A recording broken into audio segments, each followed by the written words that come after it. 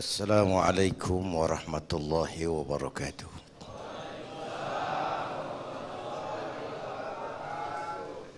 Belum pernah Allah menciptakan makhluk seindah manusia, sesempurna manusia. Belum pernah. Itu di Ragunan makhluk Allah puluhan ribu. Bandingin nama kita, bagus mana?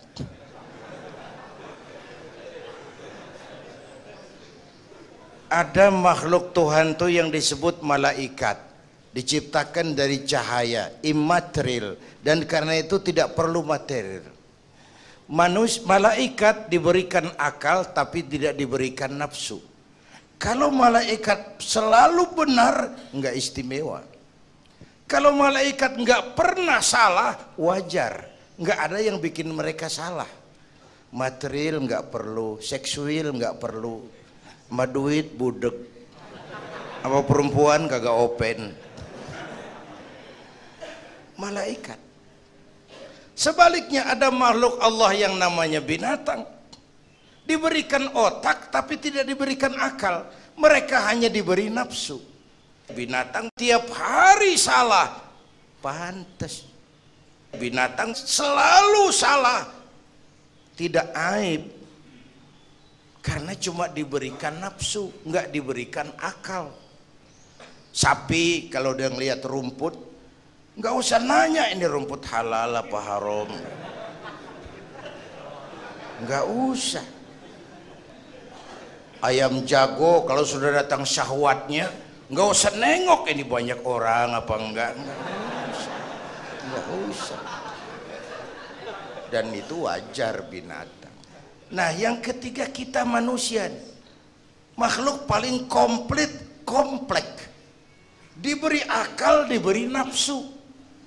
Tiap hari sejak bangun tidur sampai tidur kembali terjadi pergolakan perjuangan antara bisikan akal dan nafsu. Kadang akal menang, kita naik. Jadi malaikat cuman potongannya manusia. Kadang nafsu menang, kita turun lebih kayak binatang, bahkan lebih rendah daripada binatang, lebih buas daripada binatang. Buas-buasnya sapi, makanannya cuma rumput. Manusia kalau sudah buas itu aspal, kabel telepon, minumnya solar.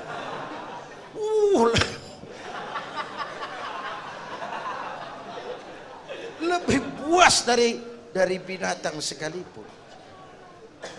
Agar akal bisa mengendalikan nafsu, Allah menurunkan agama.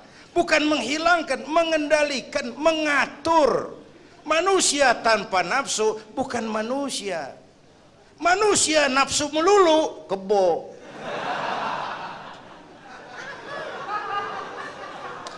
Islam nih, agama nih nggak ngilangin nafsu, ngatur supaya sesuatu pada tempatnya. Jangankan hidup berkehidupan, pakai kopiah saja mesti ada caranya tuh. Ya, ada cara. Ceramah ya gini, dagang miringin dikit, main gaple begini.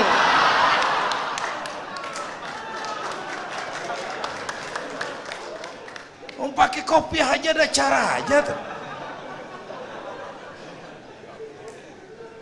Mengendalikan nafsu itu ditempatkan pada tempatnya, bukan menghilangkan nafsu. Laki-laki perlu perempuan, perempuan perlu laki-laki, itu nafsu. Islam ngatur lewat pintu yang disebut nikah. Maka dalam Islam jangankan orang biasa, kiainya boleh kawin. Bener, saya kalau kiai nggak boleh kawin saya pilih mundur. Saya berat rontok rambut.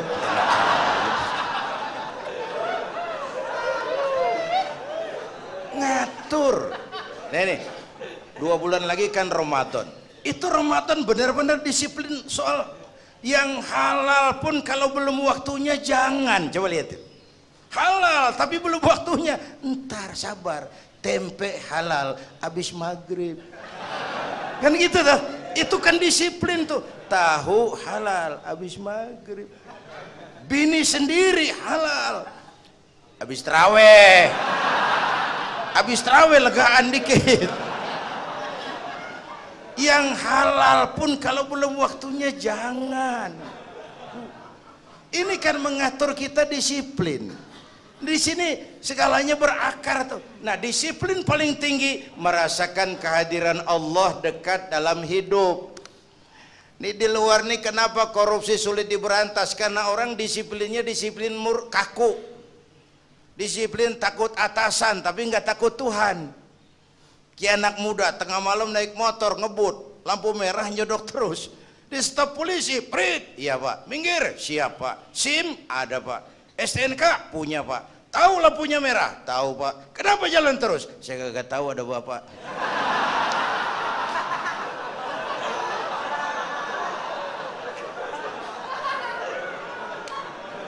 Enteng bener jauhnya kayak orang kagak salah tuh. Ini kan disiplin kalau ditongkrongin doang tuh. Ya. Nah, iman mengajarkan kita disiplin paling murni. Ini nanti arahnya kepada membina nilai akhlak, tapi ini baru pendahuluan. Subnanuna jamanuna al-anabah lawamuna gallamuna alima bilman hubnayuna gallaluna alluna mabah lawamuna gallamuna alama bilman bilman satawil ahlal biyani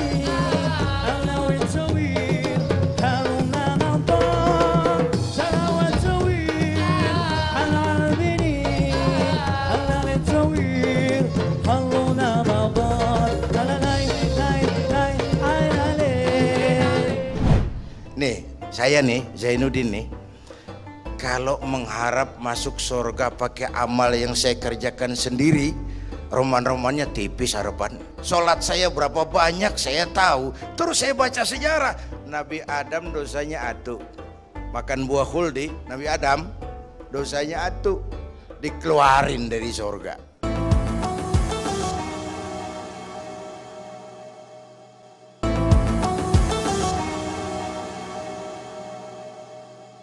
Hadirin dan pemirsa TV One yang saya hormati, saya balik kepada pembicaraan saya tadi. Manusia sebagai makhluk yang paling kompleks dan komplit yang diciptakan oleh Allah. Agar akal bisa mengendalikan nafsu, Allah menurunkan agama. Inti agama adalah akhlakul karimah. Ini yang mau kita bicarakan tadi. Tapi lebih dahulu saya bersyukur bisa hadir lagi di sini. Terakhir kira-kira 2 bulan yang lalu ya, saya ke sini, kita maulidan di sini. Jauh sebelumnya saya di sini ini pernah membentuk namanya Yayasan At-Taibin. Waktu itu sama-sama Polda, Kapolda, Pangdam Jaya, Pak siapa Pak Anton waktu itu? Hendro Priyono. Nah, anggota-anggota At-Taibin itu termasuk Anton Medan ketuanya, siapa? Joni Indo dan lain sebagainya. Saya bersyukur Pak Anton Medan sekarang sudah punya pesantren yang namanya juga pesantren At-Taibin. Saudara-saudara hadirin yang saya hormati, jadi ternyata di sini bukan perjalanan terakhir. Bahkan ini harus jadi titik awal ke depan, menata hari esok yang lebih pasti dan lebih baik. Pertama, jangan pernah terniat kita akan kembali ke sini lagi. Jangan pernah terniat bahwa kita optimis, itu harus. Bahwa kita semua punya salah, itu pasti. Nih, saya nih, Zainuddin nih, kalau mengharap masuk surga pakai amal yang saya kerjakan sendiri, roman-romannya tipis harapan. Bener. Sholat saya berapa banyak saya tahu, sedekah saya berapa duit saya tahu, sholat saya berapa banyak saya tahu. Terus saya baca sejarah, Nabi Adam dosanya atu, makan buah khuldi, Nabi Adam dosanya atu, dikeluarin dari surga. Kita dosa banyak, pengen masuk. Kan kagak nyambung nih, nggak nyeklek nih. Untung Allah itu bukan Tuhan pendendam. Allah itu ramah dan penuh rahmat. Manusia, dosamu banyak, coba kau lihat rahmatku jauh lebih banyak. Manusia, dosamu besar, lihat ampunanku jauh lebih besar. Kau nangis di hadapanku, aku senyum melihatmu. Kau berjalan menujuku, aku lari menyambutmu. Sini manusia, sini. Itu yang bikin kita optimis. Allah ramah dan penuh rahmah. Tuhan kita bukan Tuhan pendendam.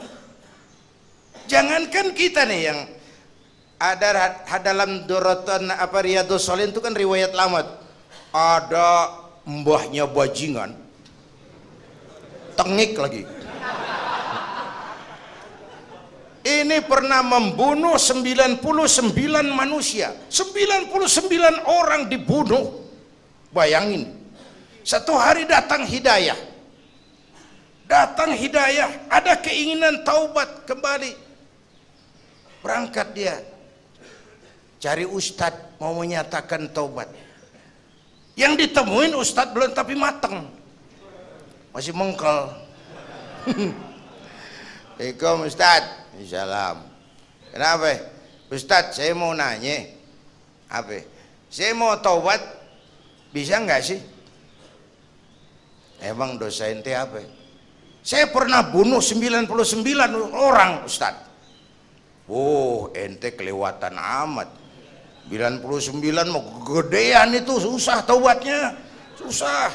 Enak aja, 99 dibunuh. Kurang ajar ente. Oh, niat namanya bajingan digituin naik darahnya. Sialan nih Ustadz nih. Orang mau taubat kok ngomongnya nggak enak.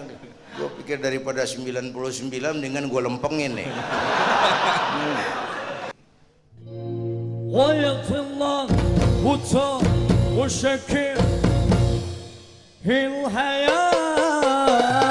Allah Allah Allah ya Allah Allah Allah Allah Allah.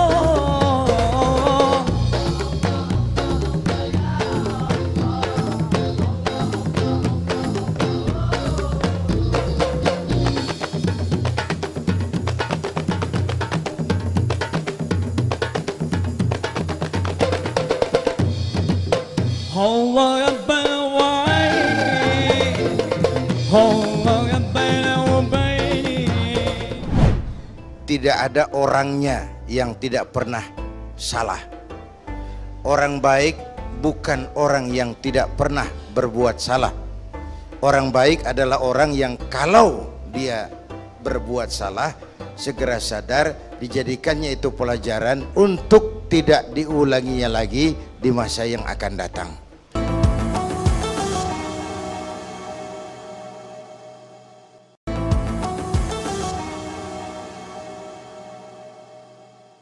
Pemirsa, kita masih bersama Damai Indonesiaku dan tanpa terasa kita sudah berada di segmen-segmen terakhir dan kita sekarang masuki segmen 7. Kita akan berikan kesempatan kepada beberapa jemaah untuk mengajukan pertanyaan kepada guru-guru kita. Kita langsung saja karena tidak banyak waktu barangkali pertanyaan langsung dijawab oleh Ustadz.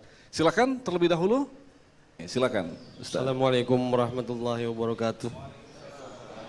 Saya ingin bertanya kepada Pak Kiai Jainuddin Hamid, bahwasanya tema di sini adalah akhlakul karimah. Akhlakul karimah adalah kelakuan dan tingkah laku manusia yang mulia. Sebutan akhlakul karimah atau predikat akhlakul karimah itu Allah yang menentukan atau manusia yang menentukan? Dan manusia mukmin yang bagaimana yang bisa disebut akhlakul karimah? Baik. Cukup sekian, Ustaz. Assalamualaikum warahmatullahi wabarakatuh. Akhlakul karimah itu kriterianya itu langsung dari Allah. Jadi bukan manusia yang menentukan sesuatu itu baik, benar, salah. Itu hak prerogatif Allah. Nah, akhlak ini lebih lengkap, lebih sempurna daripada daripada adat misalnya. Anak muda yang lewat di depan orang tua membungkukkan badan, itu dianggap sudah cukup beradat, tapi belum tentu berakhlak. Niatnya apa dia bungkukin badan? Ngeliat kaki-kaki udah bongkok, Tergantung niatnya itu. Secara adat dia sudah beradat, tapi belum tentu berakhlak, bergantung motivasinya. Oleh sebab itu dalam Islam, akhlak itu 3. Pertama, akhlak kepada Tuhan. Ini yang terpenting dan ini pondasi. Akhlak kepada Tuhan itu intinya 2. Jangan menyekutukannya dengan sesuatu pun, jangan menyembah kecuali hanya kepadanya. Itu. Berakhlak apa tidak kita kepada Tuhan, kelihatan dari 2 ini. Jangan menyekutukannya dengan sesuatu, jangan menyembah kecuali hanya kepadanya. Itu sumber nilai akhlak. Jangan menyekutukan Tuhan dengan terang-terangan atau remeng-remeng. Kadang-kadang kita terang-terangan enggak, remeng-remeng kejebak. Gue entak pakai cincin ini nih, tuh, cincin dah. Gue entak pakai cincin ini nih. Jangan anak perawan, nenek-nenek lihat gue lemes. Nenek-nenek ya lemes. Nah, jangan menyembah kecuali hanya kepadanya. 1. Yang kedua, akhlak kepada sesama. Baik sesama muslim, non-muslim, dan seterusnya. Yang ketiga, akhlak kepada lingkungan. Ini sama pohon ini kan kita harus berakhlak. Sama air kita harus berakhlak. Satu saat kampung saya banjir, saya ngomong sama engkong saya, "Kong banjir kong." Kata engkong saya, "Biarin, bukan salah air, habis salah lo." Salah kita bagaimana? Lah lo tempat air lo tempatin. Yang punya tempat datang dia kagak ngerti, ini tempat gua di sini nggak beda lo, banjir. Artinya apa? Di Jakarta ini kita nggak ngasih tempat buat air, pantas dong dia ngayap kemana-mana.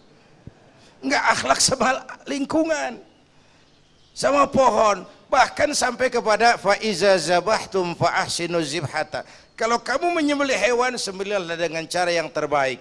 Jangan motong ayam pakai pisau tumpul, itu tidak berperi kebinatangan. Jadi akhlak kepada Allah, akhlak kepada manusia, dan akhlak kepada makhluk Allah yang lain. Itu inti akhlak. Hadirin dan pemirsa TV One yang saya hormati, akhirnya sampai kita kepada rangkuman. Pertama, tidak ada orangnya yang tidak pernah salah. Orang baik bukan orang yang tidak pernah berbuat salah. Orang baik adalah orang yang kalau dia berbuat salah, segera sadar, dijadikannya itu pelajaran untuk tidak diulanginya lagi di masa yang akan datang. 1. Yang kedua, hidup harus tetap dilandasi dengan semangat optimisme, harapan-harapan yang besar ke depan. Ibarat orang nyopir, sekali-sekali kita perlu lihat kaca spion. Tapi kalau spion terus yang kita lihat, nabrak pohon nggak berasa. Masa lalu tetap harus diingat, tapi nggak boleh jadi beban. Biarlah yang lewat-lewat, ke depan jauh lebih penting. Oleh karena itu, kepada adik-adik, teman-teman, anak-anak saya yang masih mukim di sini, tanamkan harapan itu. Saya ini terakhir saya di sini, saya keluar harus lebih baik dari saya sebelumnya. Kepada masyarakat, kepada umat Islam yang mendengarkan tayangan ini, mendengarkan mengikuti tayangan ini, saya juga mengimbau anak-anak kita, saudara-saudara kita, teman-teman kita yang sudah keluar dari tempat ini, terimalah mereka sebagaimana adanya. Hilangkan rasa buruk sangka, berikan kesempatan kepada mereka untuk berbuat yang terbaik bagi masyarakat, bangsa, dan negara yang kita cintai ini. Selanjutnya kepada pemerintah, saya juga menghimbau anak-anak saya yang mukim di sini, memang mereka bingung kalau keluar, adakah masyarakat masih mau menerima? Saya yakin dan percaya pemerintah dengan kewenangannya bisa memberikan bantuan agar anak-anak kita lepas dari sini, keluar dari sini, bisa kembali dan diterima oleh masyarakat kita dengan sebagaimana mestinya. Saya kira ini mudah-mudahan ada manfaatnya. Kita akan ikuti pembacaan doa dipimpin oleh Ananda Ustadz Kiai Haji Jeffrey Bukhari. Silakan. Ya. Sebelum berdoa, ada satu kalimat sederhana. Semoga Allah Subhanahu wa Ta'ala menjadikan kita sebagai manusia yang mau menjadikan masa lalu itu sebagai madrasah, karena di sana ada ladang ilmu. Astaghfirullah Rabbal baraya, astaghfirullah. Semua masalah-masalah kami kepada Engkau, hanya Engkau yang punya hak untuk memberikan pertolongan kepada kami, dan tidak ada daya dan upaya serta kekuatan kecuali milik Engkau ya Rabb. Ya Rabbana, ampuni dosa kami ya Rabb, dosa yang telah kami lakukan, yang besar maupun yang kecil, yang secara sengaja kami lakukan maupun yang kami sembunyikan. Ya Rabbana ya Azim, bukakanlah jalan ke depan bagi kami, jalan yang terang benderang. Kalaupun ada tikungan dan berliku serta begitu banyak halangan serta rintangan, jadikan itu sebagai sebuah ilmu bagi kami untuk bertahan. Ya Rabbana ya Azim ya Karim ya Rabbal Alamin. Jujur ya Rabb, kami gak mau ada di tempat ini. Kami gak mau ada di tempat ini ya Allah. Kami gak mau ada di tempat ini. Tapi ya Rabb, kami harus bisa bertahan di tempat seperti ini. Maka kuatkanlah hati kami. Tolong kami ya Allah. Jadikan kami orang-orang yang bisa mengambil pelajaran, menjadikan masa lalu itu sebagai ilmu bagi kehidupan kami. Ya Rabbi, tidak ada pertolongan yang hebat kecuali pertolongan yang datang dari Engkau ya Rabb. Ya Allah, ampuni kami, ampuni kami, ampuni kami. Astaghfirullah Rabbal baraya, astaghfirullah minal khataya, minal khataya.